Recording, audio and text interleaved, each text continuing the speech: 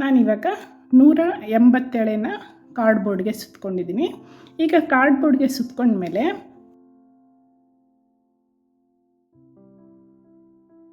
Hello everyone, welcome back to crochet ಶೃಂಗಾರ.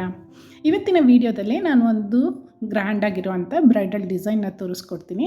ಆದರೆ ಇದಕ್ಕೆ ಕ್ರೋಶ ಬಳಸದೇ ಇದ್ದರೂ ಕೂಡ ತುಂಬಾ ಗ್ರ್ಯಾಂಡ್ ಆಗಿರುವಂಥ ಬ್ರೈಡಲ್ ಡಿಸೈನ್ನ ಹಾಕ್ಬೋದು. ಸೂಜಿ ದಾರ ಇದ್ದರೆ ಸಾಕು, ಆರಾಮಾಗಿ ನಿಮ್ಮ ಸ್ಯಾರಿಗೆ ನೀವೇ ಬ್ರೈಡಲ್ ಡಿಸೈನ್ನ ಸುಲಭವಾಗಿ ಹಾಕೋಬೋದು. ಹೇಗೆ ಅಂತ ಇವತ್ತಿನ ವಿಡಿಯೋದಲ್ಲಿ ನಾನು ನಿಮಗೆ ಡೀಟೇಲ್ ಆಗಿ ತೋರಿಸ್ಕೊಡ್ತೀನಿ.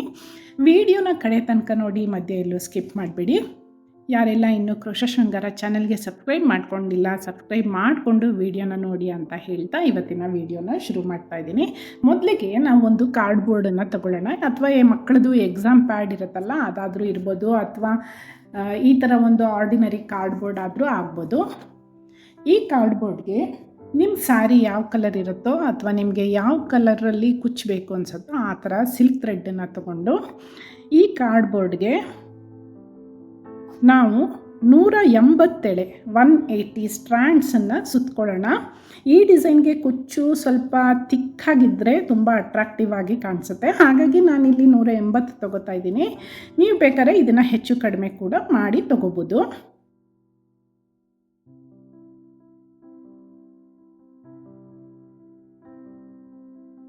ನಾನಿವಾಗ 187ನ ಕಾರ್ಡ್ಬೋರ್ಡ್ಗೆ ಸುತ್ಕೊಂಡಿದ್ದೀನಿ. ಈಗ ಕಾರ್ಡ್ಬೋರ್ಡ್ಗೆ ಸುತ್ಕೊಂಡ್ಮೇಲೆ ಈ ಎಡ್ಜಲ್ಲಿ ಥ್ರೆಡ್ಡನ್ನು ಹೀಗೆ ಕೈಯಲ್ಲಿ ಇಟ್ಕೊಳ್ಳೋಣ.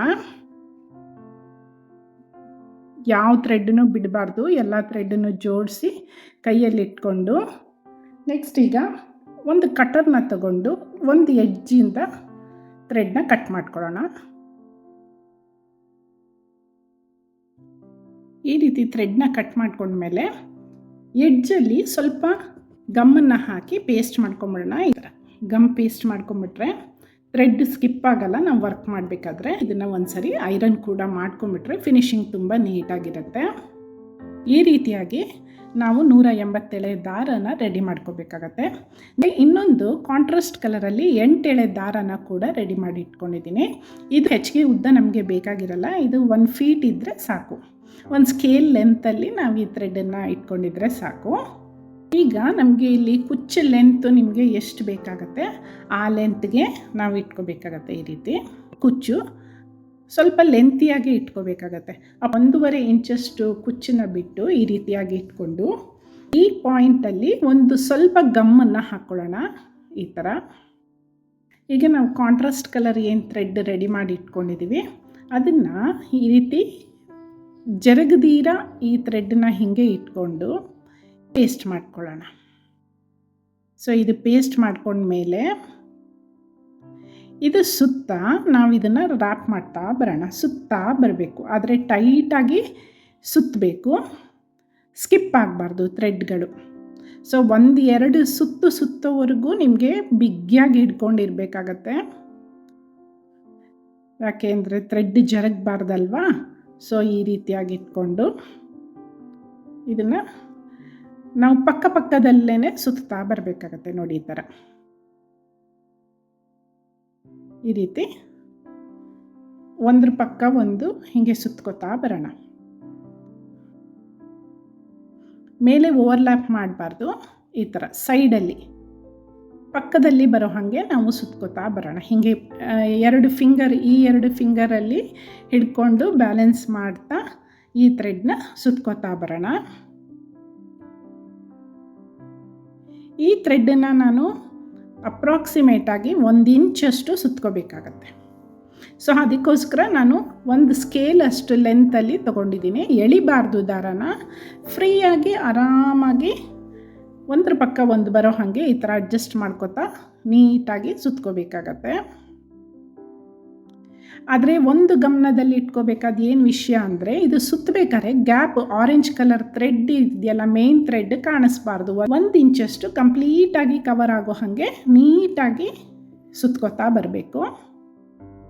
ನೋಡಿ, ಈ ರೀತಿ 1 ಇಂಚಿಗೆ ಸುತ್ಕೋಬೇಕಾಗತ್ತೆ. ಈ ರೀತಿ ಸುತ್ಕೊಂಡ್ಮೇಲೆ ಒಂದು ಸ್ಕೇಲ್ನ ಇಟ್ಕೊಂಡು ಈ ಥರ ಮೆಷರ್ ಮಾಡಿ ನೋಡಿ. ಕರೆಕ್ಟಾಗಿ 1 ಇಂಚು ಒಂದು ಗೆರೆ ಸುತ್ಕೊಂಡಿದ್ದೀನಿ. ಸೊ ನೆಕ್ಸ್ಟ್ ಡಿಸೈನ್ಗೂ ನಾನು ಇಷ್ಟನ್ನೇ ಸುತ್ಕೋಬೇಕಾಗತ್ತೆ ಥ್ರೆಡ್. ಈ ಡಿಸ್ಟೆನ್ಸ್ನ ನೀವು ಮೇಂಟೈನ್ ಮಾಡಿದ್ರೆ ಡಿಸೈನ್ ತುಂಬ ಚೆನ್ನಾಗಿ ಬರುತ್ತೆ. ಈಗ ಈ ಕೈಯಲ್ಲಿ 2 ಥ್ರೆಡ್ಡನ್ನ ಹಿಡ್ಕೊಂಡಿದ್ದೀನಿ. ಈಗ ಇದನ್ನು ಸ್ವಲ್ಪ ನಿಧಾನಾಗಿ ಈ ಥರ ಬೆಂಡ್ ಮಾಡ್ತಾ 2 ಪಾಯಿಂಟ್ನ ಜಾಯಿನ್ ಮಾಡೋಣ. ಈ ಥರ ಕರೆಕ್ಟಾಗಿ ಜಾಯಿನ್ ಮಾಡಿ, ಇದು ಟಿಯರ್ ಡ್ರಾಪ್ ಶೇಪು, ಈ ಶೇಪಲ್ಲಿ ಓಲ್ ಶೇಪ್ ಅಂತೀರಾ, ಟಿಯರ್ ಡ್ರಾಪ್ ಅಂತೀರಾ, ಈ ಥರ ಶೇಪಲ್ಲಿ ಕರೆಕ್ಟಾಗಿ ಇದನ್ನು ಜೋಡಿಸ್ಕೊಂಡು ನೋಡಿ, ಈ ಥರ 2 ಈಕ್ವಲ್ ಆಗಿರಬೇಕು, ಈ ಕಡೆ ಈ ಕಡೆ. ನೆಕ್ಸ್ಟು ಇದನ್ನು ಶೇಪ್ನ ಕರೆಕ್ಟಾಗಿ ಅಡ್ಜಸ್ಟ್ ಮಾಡ್ಕೊಳ್ಳೋಣ. ಅಡ್ಜಸ್ಟ್ ಮಾಡಿಕೊಂಡು ಈಗ ಏನು ಥ್ರೆಡ್ ಇರುತ್ತೆ ಆ ಥ್ರೆಡ್ಡನ್ನು 2 ಥ್ರೆಡ್ಡನ್ನು ಸೇರಿಸಿ ಸುತ್ಕೊಳ್ಳೋಣ. ನೋಡಿ, ಈ ಥರ 2 ಸುತ್ಕೊಂಡಿದ್ದೀನಿ. ಇಲ್ಲಿ ಒಂದು 5ರಿಂದ 6 ಅಥವಾ 7 ಸುತ್ಕೊಳ್ಳೋಣ. ಬಿಗ್ಗಾಗಿ ಸುತ್ಕೋಬೇಕಾಗತ್ತೆ. ನಾನಿಲ್ಲಿ 6 ಸುತ್ತನ್ನು ಸುತ್ಕೊಂಡಿದ್ದೀನಿ. ಬ್ಯಾಕ್ ಸೈಡಲ್ಲಿ ಮತ್ತೆ ಸ್ವಲ್ಪ ಗಮ್ಮನ್ನು ಹಾಕ್ಕೊಂಡು ಸ್ಟಿಕ್ ಮಾಡ್ಕೊಂಬಿಡೋಣ ಥ್ರೆಡ್ನ. ಈ ಸ್ಟಿಚ್ಚನ್ನ ಸೆಕ್ಯೂರ್ ಮಾಡ್ಕೊಳ್ಳೋಣ.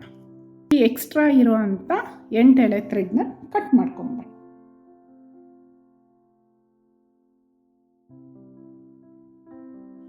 ಒಂದು ಇಂಚ್ ಗ್ಯಾಪ್ ಬಿಟ್ಟು ಎಕ್ಸ್ಟ್ರಾ ಇರೋದನ್ನು ಈ ರೀತಿ ಟ್ರಿಮ್ ಮಾಡ್ಕೊಳ್ಳೋಣ.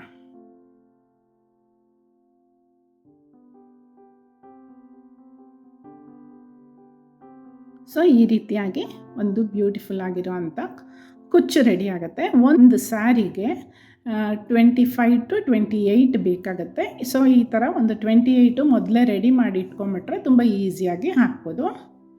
ಇದು ಫ್ರಂಟ್ ಸೈಡು ಕ್ಲಿಯರ್ ಆಗಿರುತ್ತೆ. ಇಲ್ಲಿ ನಾವು ರ್ಯಾಪ್ ಮಾಡಿ ಸ್ಟಿಕ್ ಮಾಡಿರಲ್ಲ, ಇಲ್ಲಿ ಎಲ್ಲಿ ಸ್ಟಿಕ್ ಮಾಡಿರ್ತೀವಿ ಆ ಜಾಗ ಬ್ಯಾಕ್ ಸೈಡು. ಸೊ ಇಲ್ಲಿ ಬ್ಯಾಕ್ ಸೈಡಲ್ಲಿ ನಾವು ಮತ್ತೆ ಈ ಆರ್ಚ್ ಏನು ಹಾಕ್ಕೊಂಡಿರ್ತೀವಿ ಇದಕ್ಕೆ ಸ್ವಲ್ಪ ಗಮ್ಮನ್ನು ಹಾಕ್ಕೊಳ್ಳೋಣ. ಜಾಸ್ತಿ ಗಮ್ ಬೇಡ, ಇದಕ್ಕೆ ಸ್ವಲ್ಪ ಹಾಕಿದ್ರೆ ಸಾಕು.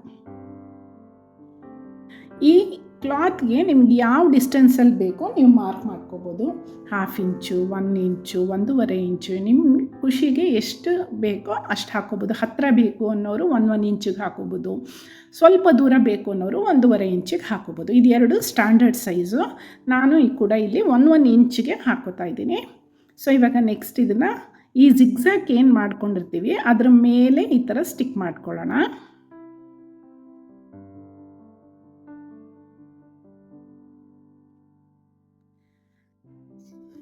ಮೊದಲಿಗೆ ಈ ಥರ ಕುಚ್ಚುಗಳನ್ನ ರೆಡಿ ಮಾಡಿಕೊಂಡು 1 ಇಂಚ್ ಗ್ಯಾಪ್ಗೆ ಸ್ಯಾರಿಗೆ ಫುಲ್ಲು ಸ್ಟಿಕ್ ಮಾಡಿಕೊಂಡ್ರೆ ಅದು ಸ್ವಲ್ಪ ಡ್ರೈ ಆಗಬೇಕು. ಡಿಸೈನು ಸ್ವಲ್ಪ ಕ್ಲಿಯರಾಗಿ ಕಾಣಿಸ್ಲಿ ಅಂತ ಬ್ಯಾಕ್ಗ್ರೌಂಡ್ ಚೇಂಜ್ ಮಾಡಿದ್ದೀನಿ.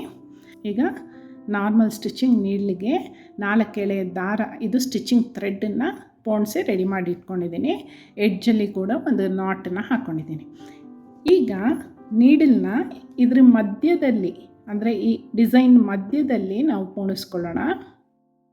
ಮಧ್ಯದಲ್ಲಿ ಈ ಥರ ನೀಡಲ್ನ ಪೋಣಿಸ್ಕೊಂಡು ಈಗ ಇದಕ್ಕೆ ಒಂದು ದಪ್ಪ 3 mm ಸೈಜ್ ಬೀಡನ್ನು ಇದಕ್ಕೆ ಆ್ಯಡ್ ಮಾಡ್ತಾಯಿದ್ದೀನಿ.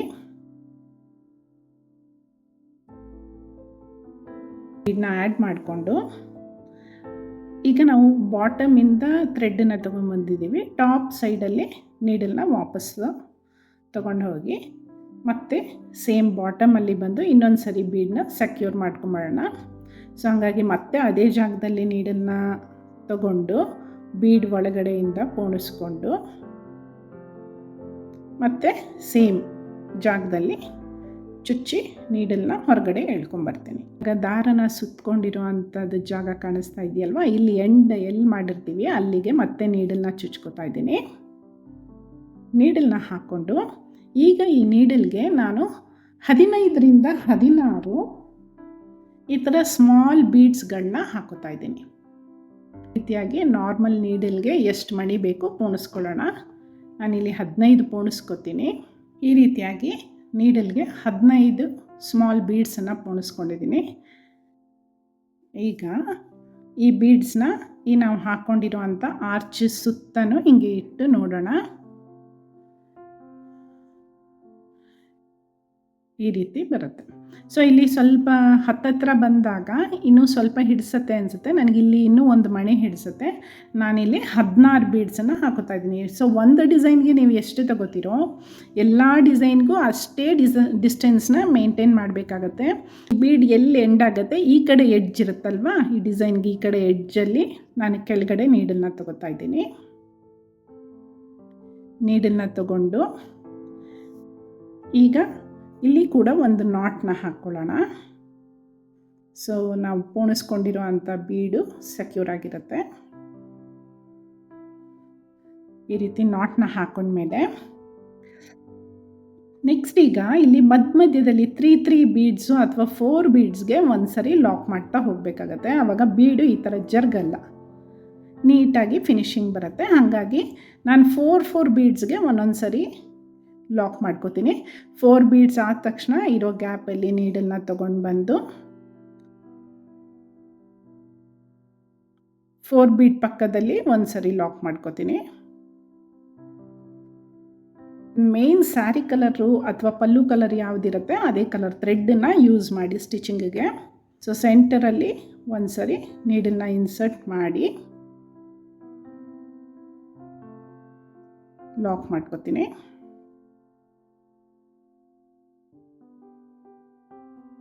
ಮತ್ತು ಇನ್ನು 4 ಬೀಡ್ಸ್ನ ಬಿಟ್ಟು ಲಾಕ್ ಮಾಡ್ಕೊಳ್ಳೋಣ. 4 ಬೀಡ್ಸ್ನ ಬಿಟ್ಟು ಮತ್ತೆ ಲಾಕ್ ಮಾಡ್ಕೊಳ್ಳೋಣ.